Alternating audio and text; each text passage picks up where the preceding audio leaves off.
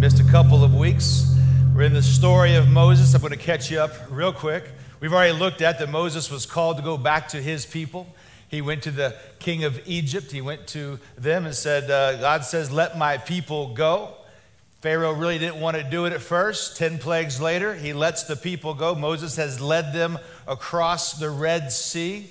Anywhere between 1.5 million people to 2 million. We'll just go with 1.5 million. It's a huge task. Last week we saw them come across the Red Sea. And once they get across the Red Sea, all these people now are going to be fed by the Lord miraculously. They're all going to have water given to them miraculously from the Lord. And so when we pick up the story right now, the verse we just read, it's Exodus 17, verse 7. As Moses is listening to the people, he says he named the place Massah, which means testing in Hebrew, Meribah, grumbling, because the Israelites complained because they tested the Lord, saying, is the Lord among us or not? That's a huge question, isn't it? Some of us today, we've come in here today, and that's maybe the whisper in our mind, although we don't want to admit it, is the Lord with me or not? And maybe, like we talked about last week, we have to look back, because remember, these are the folks who walked across. The water stands up on its side. They walk across on dry land. They're getting water from a rock. They're getting food from the ground. It's incredible, and they want to know, is the Lord with us or not? Last week we talked about remembering. As we launch into today's story, if that's been on your mind, if that's the whisper or the cry of your heart, then let's look at what the Lord is doing, and is he with us, and what's the most specific thing we can learn from the story today. Verse 8 of chapter 17. At Rehodim, Amalek came and fought against Israel. Moses said to Joshua, select some men for us and go fight against Amalek. Tomorrow I will stand on the hilltop with God's staff in my hand. This is incredible. This sounds like some of our lives, doesn't it? You're kind of hungry. God gives you this, food, water, God gives you this, and you're kind of starting to just kind of get settled, and then all of a sudden, now there's a fight. Now there's going to be a war. Why is there a war? Because 1.5 million people just came across the Red Sea, and now they're in a new land, and there's people there who think that's their land, and so now there's going to be a fight. It's been a tough couple of weeks for the Hebrews, who will become the nation of Israel. So when I begin to read through this story, and we're going to talk about this fight, one of the things, talk about lessons in life, one of the things that I begin to see here is how they are prepared for the fight, for the battle, but also what happens in the midst of the battle. Now, as we say all the time, this is their battle against real people. And so as we're talking about this parallel of battles, today we're going to be talking about this parallel of our sin battle. We must understand that, of course, this story is talking about a real physical battle, but the principle of what we can learn, if we fast forward to the New Testament, the Apostle Paul draws the same conclusions that we're going to be going through today. Ephesians chapter 6, verse 12. He's talking to the Christians. He's talking to the church at Ephesus. And he says, for our struggle is not against flesh and blood, but against the rulers and against the authorities, against the cosmic powers of his darkness, against evil spiritual forces in the heavens. So today we're going to read about this battle, this story.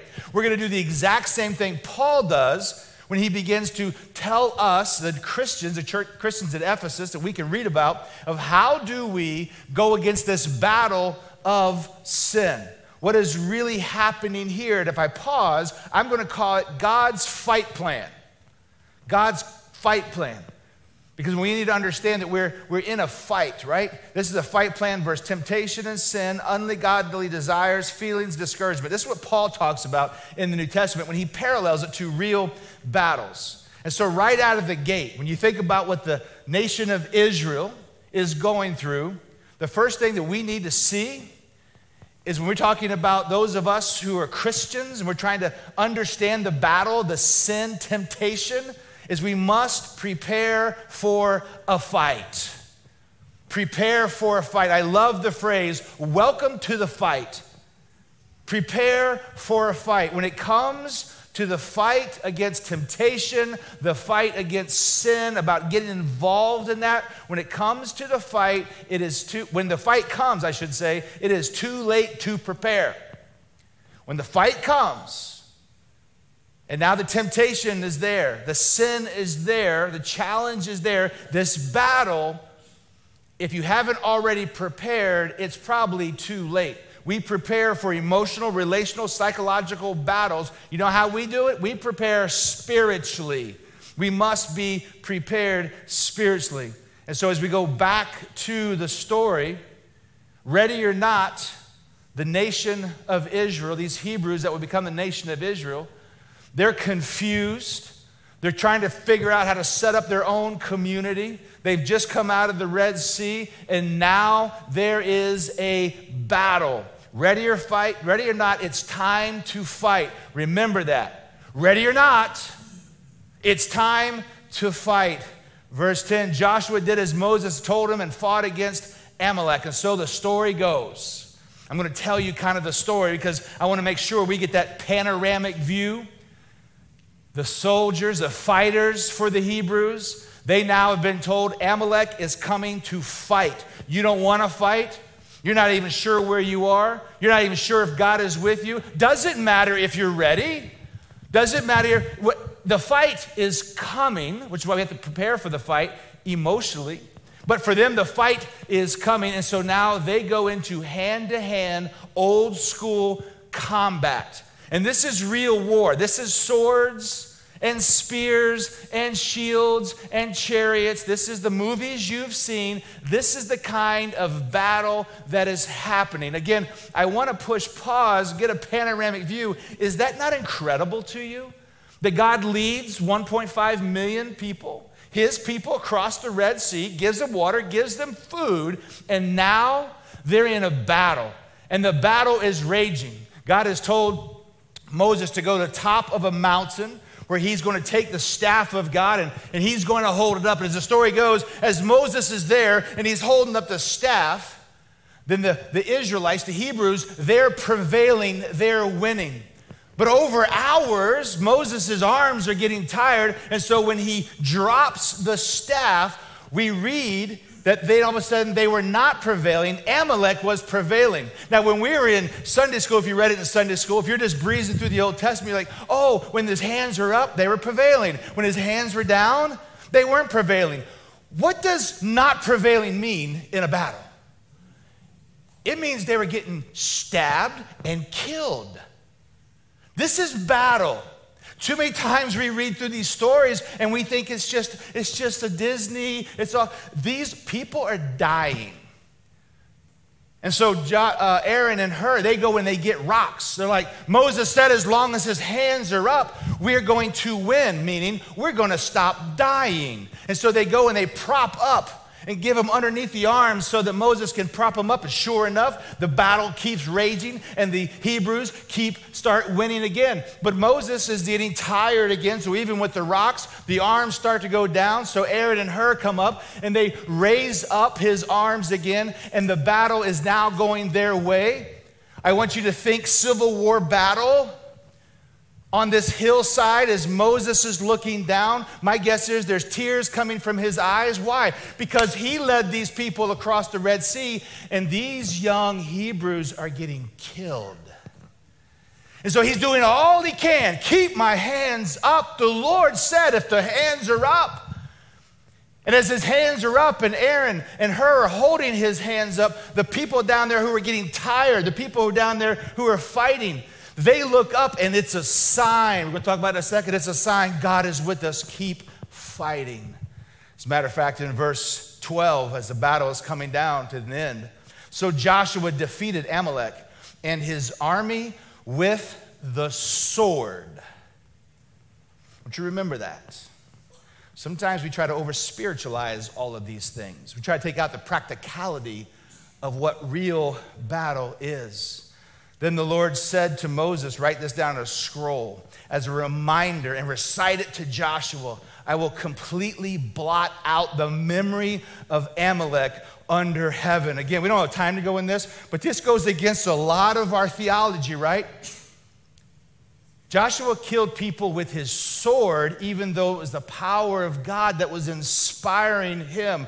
When you read this story from a panoramic view, you have to ask yourself the question, why the saga of the staff? Why Aaron and Hur getting a rock and then holding it up? Why is it?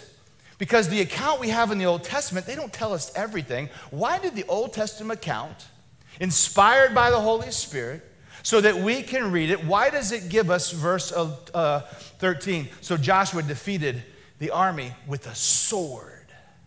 Why tell us about the hand? Why do all of that? You see, again, when you begin to really understand the story, we know that God's all-powerful. That's the idea of making sure that the arm doesn't go down. But also, we see this visual of unity. We also see this visual that in the battle, Joshua had a role. People had a role. For their role in that battle, it was to use your sword. God's going to blot out the memory of the enemy. That's incredible to me. It also shows us the relationships. And so when I start thinking about this battle and the lessons we can learn from this battle, I go to the New Testament where Paul very easily takes real battles that they would have understood and said, let's learn about spiritual battles. That's what we're going to continue today. So we're going to look, God's fight plan.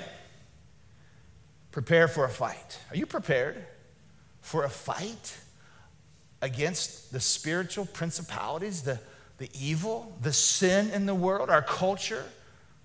Are you prepared for a fight? But also fight alongside, I put here Christian friends. Not just friends, but Christian friends. I almost put in there good Christian friends.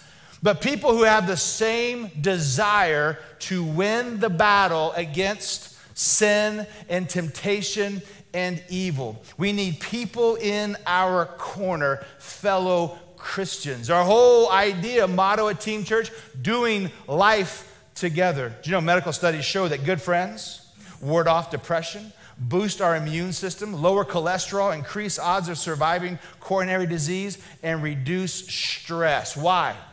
Because we have people in our corner, especially against spiritual battles. In our culture today, we have too many people, too many Christians who are lonely and feel isolated because they're fighting sin battles, temptation battles, and they're fighting it all alone. The whole idea of battle is that we're in a war, right? There's people alongside of us. Use the imagery of your mind to come up with hand-to-hand combat. I've got my back for you, and we're supporting each other. We're fighting for each other. The New Testament, Paul, Jesus, Peter, all of them talk about doing this stuff with people in your corner, doing this battle, and don't do it alone. In our culture, it is very clear, those of us who are men in the house today, that a lot of times men don't want to talk about their sin temptations, their challenges, those desires that pop up in their head that they don't want to tell anybody about. Many men, Christian men, fight the battle alone. And we're not Moses, but even Moses had people holding up his arm because why? You get tired. The day gets long. And so men, we have to come together. We have so many men, which is awesome these days in our home team ministry. My home team that I lead meets on Thursday mornings. A guy in that group told me this past week, man, I've been in church a while, I've been married a long time, and I've never heard what we went over today. That was so helpful. Because he's willing to get up in the morning, come here, be in a group, talk real, to understand the temptations and the challenges of life. We need to, males and females, teenagers and middle schoolers, need to fight alongside Christian friends. And who are we going to go fight along with? We're going to get people who are going through the same setting in life. That's very helpful. We talk about this in parenting all the time. The challenges of parenting, get around other parents who are also having the same challenges, but people who are doing the same thing that you're in. Talk to my now son who's in college, my older son when he went to college. Talk to kids here that we know that we go off to college, you go off to the military. But when you leave the confines of home and the safe haven of our church, but when you're walking around that campus, when you're all by yourself in a new place, you better find people who have the same morals and values and desires, and you better team up.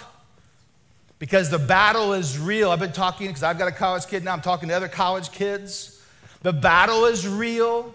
And as they're walking around that college campus, a high percentage of people there are not wanting to live a godly life. So is it easier to go on it your own, or is it easier to get with friends? From this story, it's an incredible thing.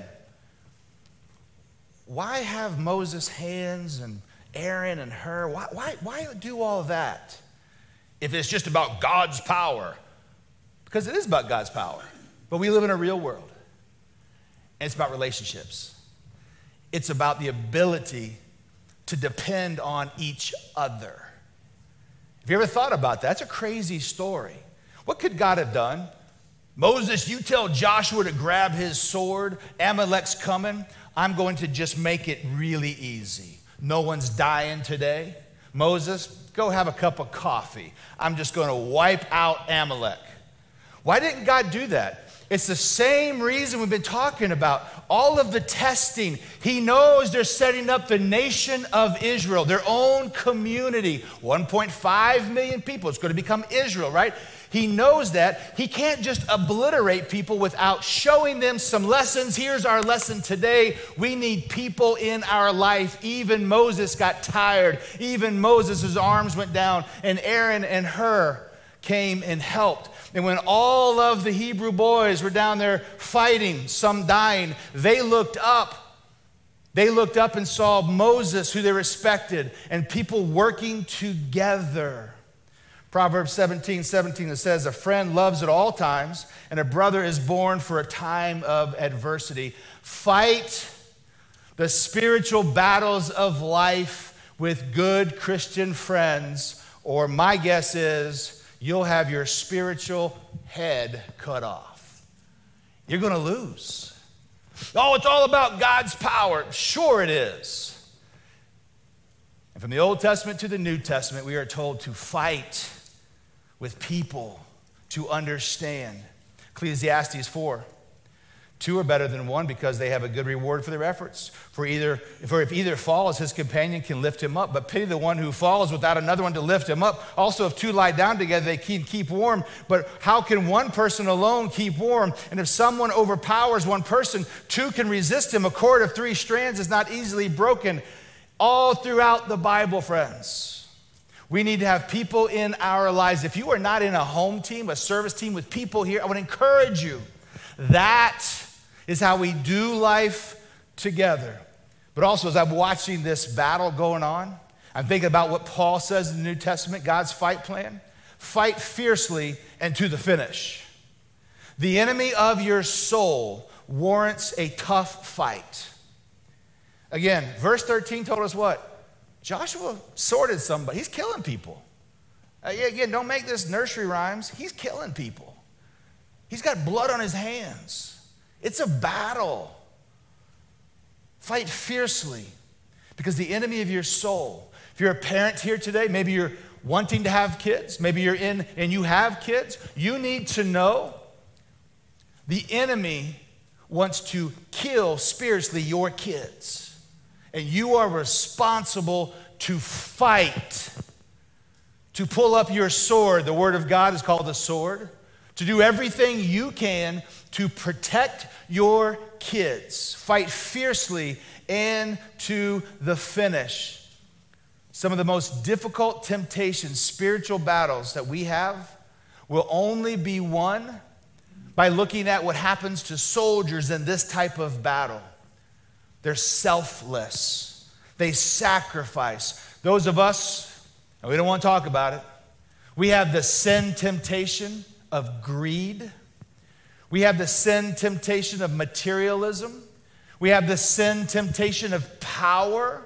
We want all these things. The only way you're going to fight fiercely against that is to develop a transformation of your heart and to fight and become a person who is selfless, to become a person who will sacrifice for the greater good. It was Jesus who said, deny yourself, take up your cross, and follow me. That's a fierceness, especially when Jesus is telling his disciples for that, because they were being also beaten and they're going to be martyred. Deny yourself, take up your cross, and follow me. This is selflessness. This is sacrifice. Listen, some of us have had the same temptations, the same battles that continue to beat us every day, every week, every month, every year, because we're not willing to get fierce and to finish it.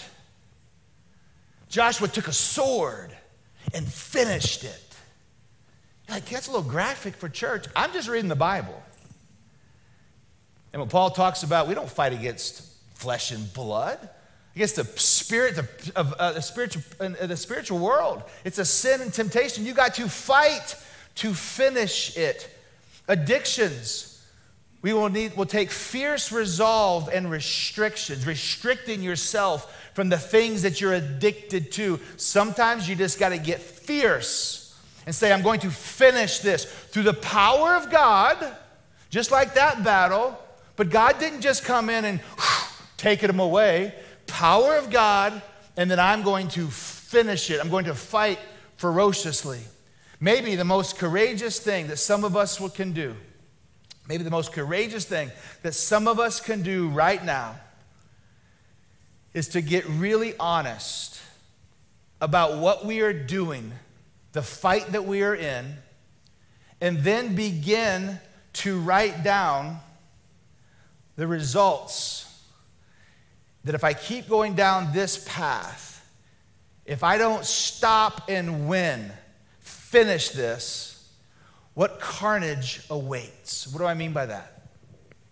Some of us are in challenging things and we're losing the sin temptation battle. I'm going to encourage you sometime today, get alone by yourself and just write out, if I don't finish this, where do I end up? Where does my marriage end up? And if my marriage ends up there, then what happens to my kids? And if this happens, and just begin to write that out. Those of you with parents with older kids, I've done this with my older kids when they go off. Hey, when you start thinking you got it all together, just write it out. What would happen if I don't like the end of that story? Then change it. Finish it. Be fierce with it. Again, Jesus said we need to count the cost. So just start counting. Is the fun and a little bit of enjoyment and freedom here, a little bit of greed, a little bit of materialism, whatever that is, if I extrapolate that all the way out, is the cost worth it? Beyond all that, we're just disobedience, but just lay out the cost. So we're in this battle, right? And Paul reminds us it's not physical, it's a spiritual battle, but you battle the same way. So let's go back to the battle. Joshua has won it. And then again, panoramic view. These young Hebrew boys who came across the Red Sea, probably thinking they were heading to Disney World. This would be awesome, man. We got out of Egypt. And now they're in a fight for their life. And make no mistake about it, some of them did not make it. But as they were fighting, they had the ability, I already said, to look up and know when the staff of God is up, we're prevailing. This gave them the overall understanding that God is all powerful. He's all knowing. I have my responsibility, but I'm putting my trust in God. Exodus 17:15. And Moses, when it's all over, he built an altar and he named it, "The Lord is my banner." Some of you theologians, you Old Testament people, you know that in the Hebrew, this word is only used one time for God. He is Jehovah Nissi. The Lord is my banner. We sing all kinds of songs. When I was a kid in Sunday school, we sang a song about this banner over me is love. That's all great. This is a war banner. When Moses says we're going to make a statement here, Jehovah Nissi, the Lord is my banner, they understood when I'm in a fight, I look to the Lord, and He is my strength. Again, this is not a sweet, kind, peaceful view of God, but He is the one who fights. The Lord is the one who fights for me and gives me strength to continue on. So, as I'm going through, I fight knowing God is faithful. I fight knowing God is faithful. So when I'm in the valley, I look up. When I don't know if I have one more ounce of strength, I look up. When I don't know if I can handle the temptation, all of my friends have gone a different way. It's just me, and everything looks spiritually hopeless. I look up to the one who promises the strength that I need, the power. And so I fight knowing God is faithful. That's what Moses says here. It's the only time that this word for God is used in the whole Bible. Jehovah Nissi, the Lord is my banner. And as I learned, is His banner over me love? Yes. But His banner over me is strength. His banner over me is fierceness that I need. His banner over me gives me the power to finish. And I want to give you a visual. I want you to think of movies you've seen where somebody has a sword and they run somebody through. That's what the Bible said. Don't get all freaked out. Joshua runs him through. I want you to see that temptation that's kicking your tail, that enemy that continues every time you turn around is right there. And I want you to see yourself with the banner of God, Jehovah Nissi, and with His strength and His ferociousness that you run it through by God's faithfulness. Hopefully you got people around you, like we already talked about, that will continue to do that too. You see, this is what Paul was talking about when he talks to the churches, the Christians at Ephesus, that we don't battle against flesh and blood, but he doesn't lessen the challenge of the fight. Those of us who are not Christians, and we give our life to Christ and we receive Christ, we become a Christian. I've talked to so many people over the years, and they're like, man, that's when it really got hard. That's when it really got difficult. Why? Because when I'm not a Christian, then much of the immorality of our culture, much of the sinfulness doesn't bother me. I don't care. I like it. There's no conviction. But when I have the indwelling power of the Holy Spirit in me, and now these things come up, and I'm now fighting against it, now it's difficult, so that people will then tell me, man, it's more difficult now that I'm a Christian. And you know what my phrase is? I've been using it for many years. Welcome to the fight. Welcome to the fight. It's not easy to live a godly, moral life. I tell college kids all the time. It's not easy. It's hard to be different. It's hard to walk a godly life, but it's not impossible. Why? You look up. You look up to Jehovah Nissi. The Lord is my banner. So in your mind right now, when you're thinking temptations, when you're thinking sin battles, challenging things, in your mind, remember, look up. For them, they looked up. You can imagine a young Hebrew is tired. Like in all battles, he's seen his brothers, his friends, killed. He wants to know why we're here. He wants to know, is the Lord for us or not? Look to the hills. Look to the high place. Because He is Jehovah Nissi. He is our banner. Again, this is a war banner. It is a pole of reminder. When you are struggling, when you don't know if you can go one more day with the pressure of the battle, the spiritual battle, you can. And for some of us, again, it's time to fight ferociously, to finish and move on. That's what happened here. That battle was over. They mourned their losses. Again, crazy. Put that in your theology soup. God's like, I'm blotting them out. No one's even going to remember them. Which goes against, again, we don't want to fight against an all-powerful, all-knowing God.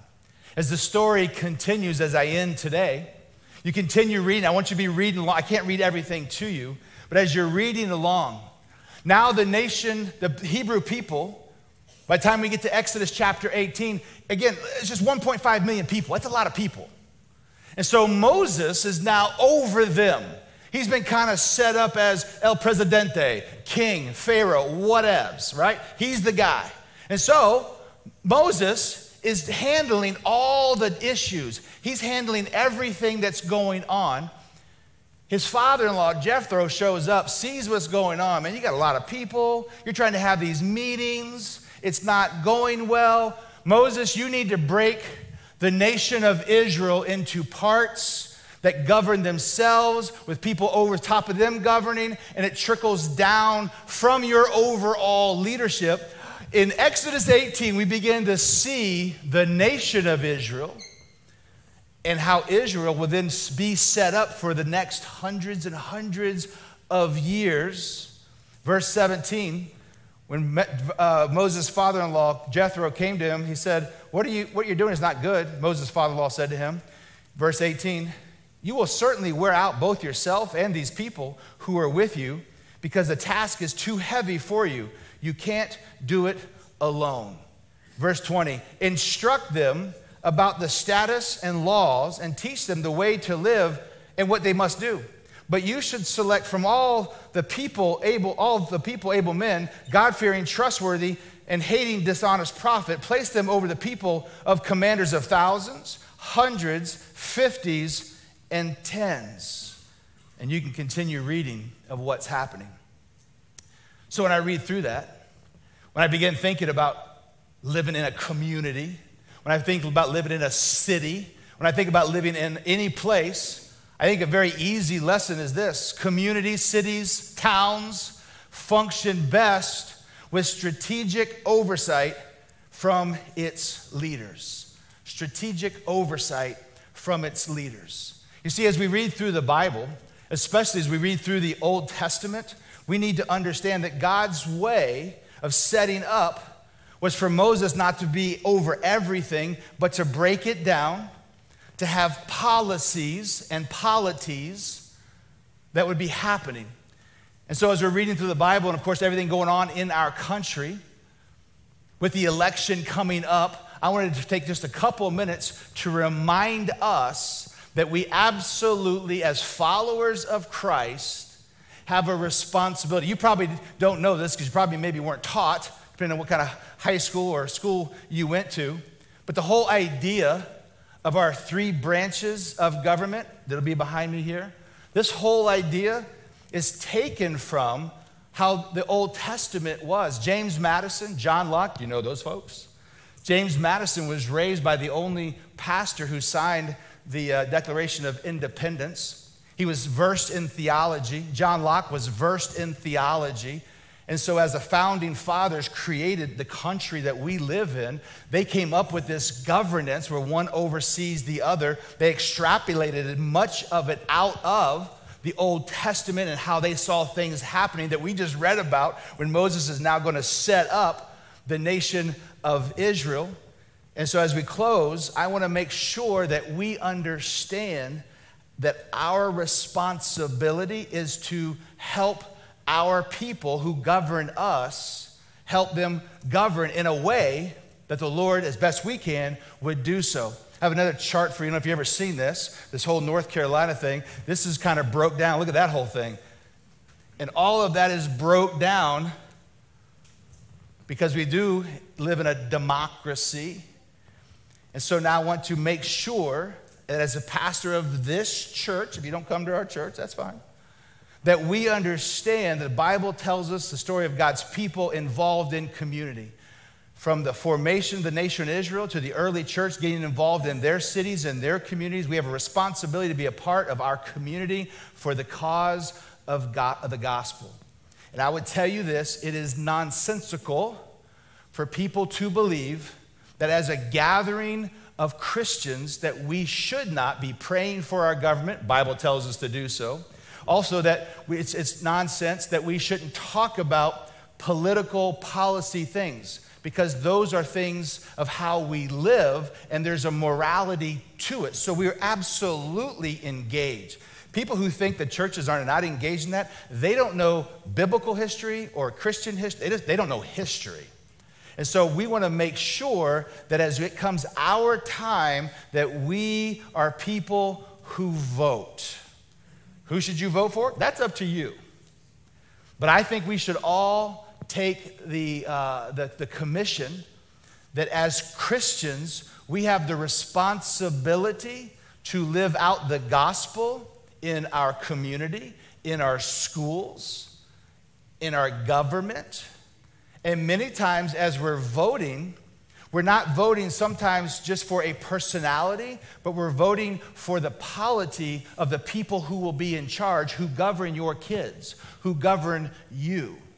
And so as we're moving into a political season, I do believe, as the pastor of this church, to remind you, I think you have a biblical obligation to understand how to vote, what to vote for. As a matter of fact, when it comes to North Carolina, because I think we all live in North Carolina, you do know that many Christians choose not to vote. Sometimes they just do not to. They don't know how or whatever it is. But the statistics are up that one of the smallest voting segments are evangelical Christians. Friends, that should not be.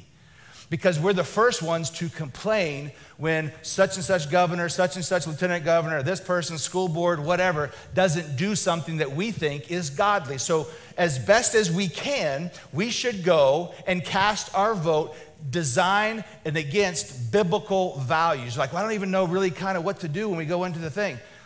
These are on your way out. This is just for North Carolina. You're like, I don't know, so that judge, we'll go and read. Is that judge pro-biblical values when it comes to sexuality? Is that senator, is that governor, whoever it is? Is that person, it's all listed out for you. Are they lining up with what you believe to be the biblical truth? So then you can go and make a good, educated vote, because the people who you're voting for, they run your life. And again, I talked about this a couple of weeks ago, maybe in the summertime. This whole idea of we're just going to preach the gospel and let happen what happened. You can't find it in the Bible. You can't find it in Christian history. We've been told that so that the evangelical Christians would be the smallest voting section, and that's what we are now. So as we leave today, the lessons from Moses, Jethro comes in and says, you got to break all these things down. We now live in a government based on that symbolism, and so it is incumbent upon us to go vote biblical values.